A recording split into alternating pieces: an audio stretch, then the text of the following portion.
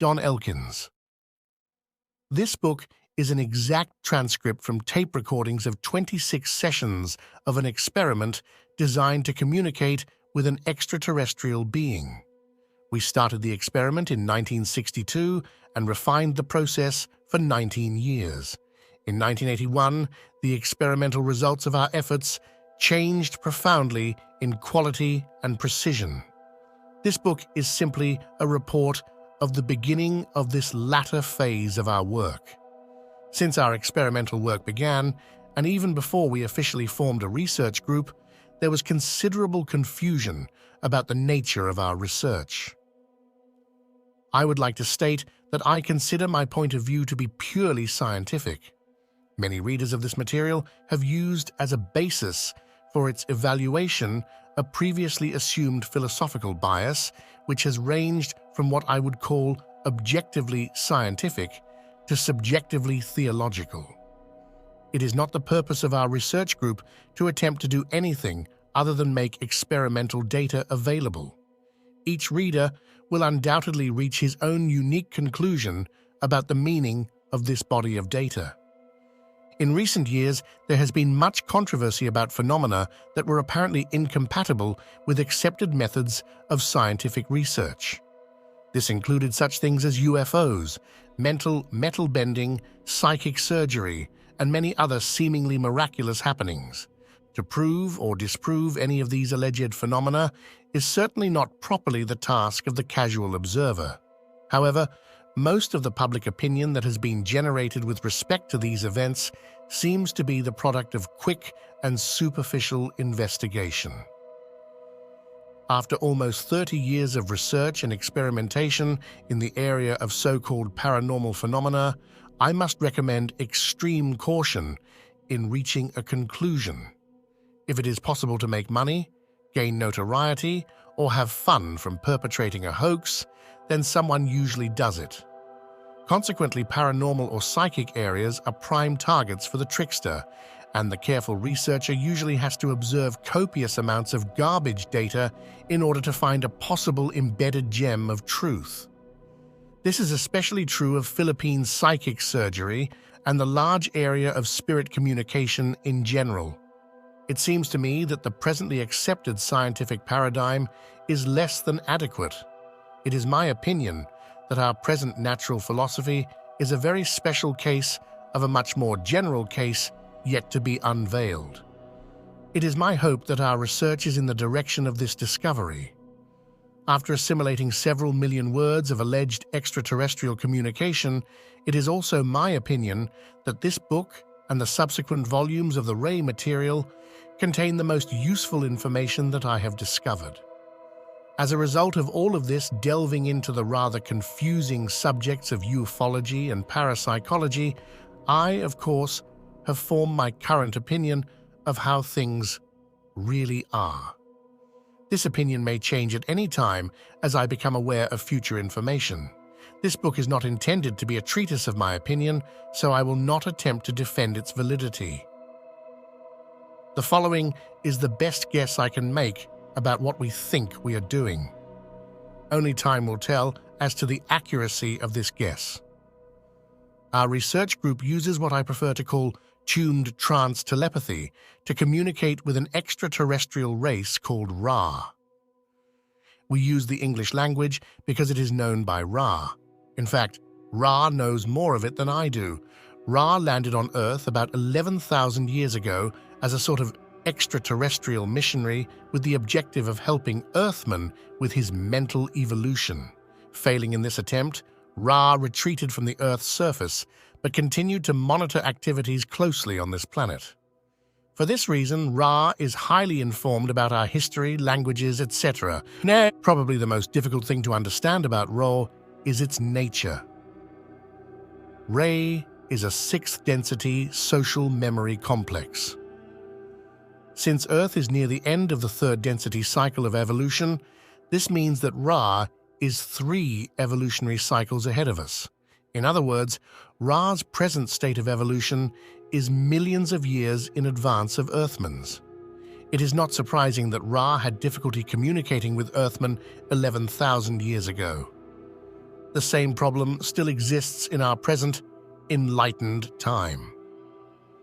At this writing, we have completed over 100 sessions of experimental communications with Ra.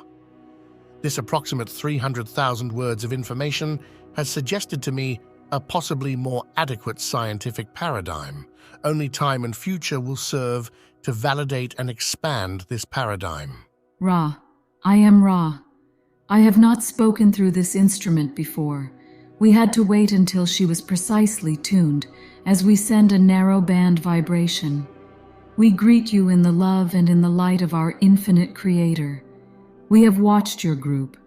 We have been called to your group, for you have a need for the diversity of experiences in channeling which go with a more intensive, or as you might call it, advanced approach to the system of studying the patterns of the illusions of your body, your mind, and your spirit, which you call seeking the truth. We hope to offer you a somewhat different slant upon the information which is always and ever the same. The Confederation of Planets in the service of the infinite Creator has only one important statement. That statement, my friends, as you know, is all things, all of life, all of the creation is part of one original thought. We will exercise each channel if we are able to. The reception of our beam is a somewhat more advanced feat than some of the more broad vibration channels opened by other members for more introductory and intermediate work. Let us for a moment consider thought. What is it, my friends, to take thought? Took you then thought today? What thoughts did you think today? What thoughts were part of the original thought today? In how many of your thoughts did the creation abide? Was love contained? And was service freely given? You are not part of a material universe. You are part of a thought. You are dancing in a ballroom in which there is no material. You are dancing thoughts. You move your body, your mind, and your spirit in somewhat eccentric patterns for you, have not completely grasped the concept that you are part of the original thought. We would at this time transfer to an instrument known as Don. I am Ra. I am Ra. I am again with this instrument. We are close to initiating a contact but are having difficulty penetrating a certain mental tension and distraction that is somewhat characteristic of this channel. We will therefore describe the type of vibration which is being sent. The instrument will find us entering the energy field at a slight angle towards the back of the top of the head, in a narrow but strong area of intensity. We are not able to offer any conditioning due to our own transmitting limitations. Therefore, if the instrument can feel this particular effect, he may then speak our thoughts as they come to him. We will again attempt this contact. I am Ra. This instrument is resisting our contact. However, we assure her that we are satisfied that contact with the one known as Don is not at this time preferable to that instrument. We will therefore move on to the one known as Leonard. Again, we caution the instrument that it is a narrow band communication, which is felt as a vibration entering the aura. We will now transfer this contact. I am Ra. I am Ra. We greet you once more in the love and the light of our infinite Creator. We ask that you be patient with us, for we are a difficult channel to receive. However, we may perhaps add some dimensions to your understanding. At this time, we would be glad to attempt to speak to any subject or question which those entities in the room may have potential use in the requesting. Questioner: It seems members of the Confederation have a specific purpose. Is this true with you? And if so, what is your purpose? Ra, I am Ra. We communicate now. We too have our place. We are not those of the love or of the light. We are those who are of the law of one. In our vibration, the polarities are harmonized, the complexities are simplified, and the paradoxes have their solution. We are one. That is our nature and our purpose. We are old upon your planet, and have served with varying degrees of success in transmitting the law of one, of unity, of singleness to your peoples. We have walked your earth. We have seen the faces of your peoples. This is not so with many of the entities of the Confederation. We found it was not efficacious.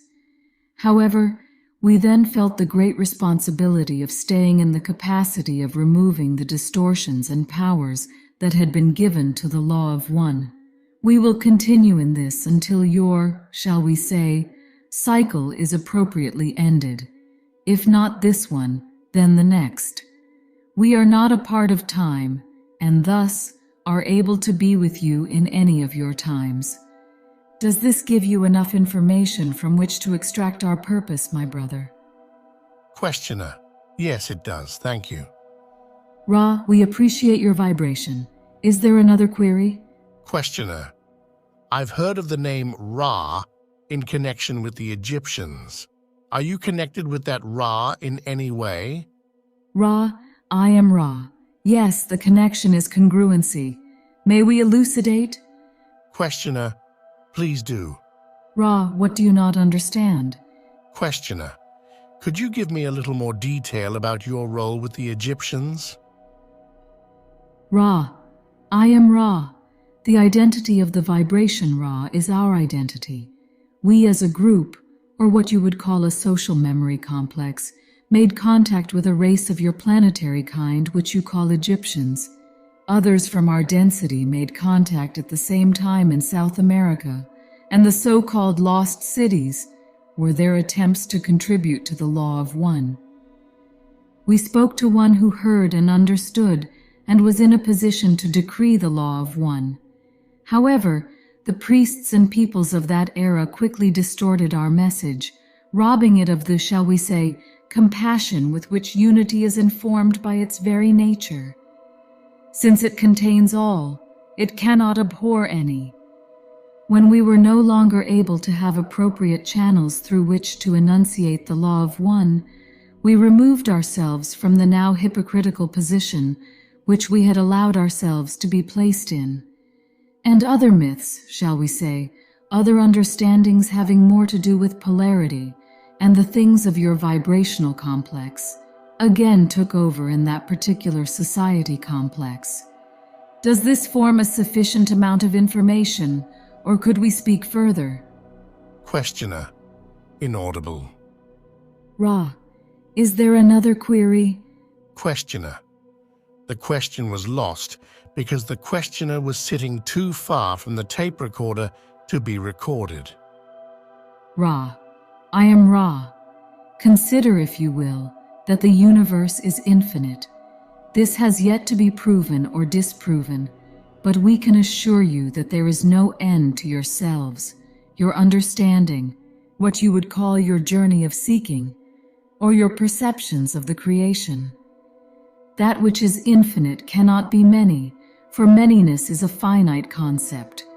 To have infinity, you must identify or define that infinity as unity. Otherwise, the term does not have any referent or meaning. In an infinite creator, there is only unity. You have seen simple examples of unity. You have seen the prism which shows all colors stemming from the sunlight. This is a simplistic example of unity. In truth, there is no right or wrong. There is no polarity, for all will be, as you would say, reconciled at some point in your dance through the mind/body/spirit complex, which you amuse yourself by distorting in various ways at this time. This distortion is not in any case necessary. It is chosen by each of you as an alternative to understanding the complete unity of thought which binds all things. You are not speaking of similar or somewhat like entities or things. You are everything, every being, every emotion, every event, every situation. You are unity. You are infinity. You are love, light, light, love. You are. This is the law of one. May we enunciate this law in more detail? Questioner: Inaudible. Ra, is there another query at this time? Questioner: Can you say anything about the coming planetary changes? I am Ra. I preferred to wait until this instrument had again reached the proper state of depth of singleness or one-pointedness before we spoke. The changes are very, very trivial. We do not concern ourselves with the conditions which bring about harvest. Questioner. Another question: is it possible to create any acceleration of understanding in other entities, or are all efforts by the individual on himself accelerating his understanding? In other words, if an individual tries to act as a catalyst in general to increase the awareness of planetary consciousness, is he doing nothing but acting upon himself, or is it possible, inaudible? Ra, I am Ra. We shall answer your question in two parts, both of which are important equally. Firstly, you must understand that the distinction between yourself and others is not visible to us. We do not consider that a separation exists between the consciousness-raising efforts of the distortion which you project as a personality and the distortion which you project as an other personality. Thus, to learn is the same as to teach, unless you are not teaching what you are learning, in which case you have done you, they little or no good. This understanding should be pondered by your mind/body/spirit complex, as it is a distortion which plays a part in your experiences at this nexus. To turn to the second part of our response, may we state our understanding, limited though it is. The remainder of the original audio recording of Session 1 was not available for the re-listening project. The audio tape was reused for another purpose after transcription. Therefore, the following is a lightly edited version of the rest of Session 1, as published in the original volume of The Law of One, Book 1. Group individuated consciousness is that state of sharing understanding with the other distortions of mind/body/spirit complexes, which are within the evident reach of the mind/body/spirit complex individual or group. Thus, we are speaking to you and accepting both our distortions and your own in order to enunciate the laws of creation, more especially the law of one. We are not available to many of your peoples, for this is not an easily understood way of communication or type of philosophy. However, our very being is hopefully a poignant example of both the necessity and the near hopelessness of attempting to teach. Each of those in this group is striving to use, digest, and diversify the information which we are sending this instrument into the channels of the mind/body/spirit complex without distortion. The few whom you will illuminate by sharing your light are far more than enough reason for the greatest possible effort. To serve one is to serve all. Therefore, we offer the question back to you to state that indeed it is the only activity worth doing, to learn, teach, or teach, learn. There is nothing else which is of aid in demonstrating the original thought except your very being, and the distortions that come from the unexplained, inarticulate, or mystery-clad being are many. Thus, to attempt to discern and weave your way through as many group mind/body/spirit distortions as possible among your peoples in the course of your teaching is a very good effort to make. We can speak no more valiantly of your desire to serve. May we speak in any other capacity upon this subject? Questioner. Will you be available for communication? Can we call on you in the future? Ra, I am Ra. We have good contact with this instrument because of her recent experiences with trance. She is to be able to communicate our thoughts in your future.